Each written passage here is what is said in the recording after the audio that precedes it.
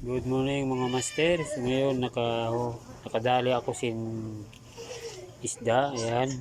Yung maliliit pang master, gagawin siya. Pwede natin pang prito. Ito, pang sabaw natin master, tinula. Yan o. Mga good size na yan mga master. Ayan. Ayan, bago lang yan master. Ayan o. May nga pa siya. Ayan.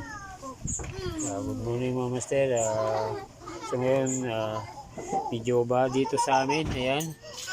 Medyo lumaki yung tubig kaya nakahuli ako sin marami. Yan. Ito yung mga master. Dito yan master. Sa labas namin yan master. Yan o. Yan o.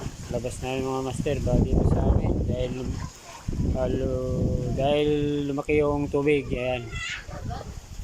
Yan o. Dagat yan master. Yung siul o. Siul yan mga master. So ngayon, shout out, comment na lang po kayo master, Mr. Ken Siles. Thank you.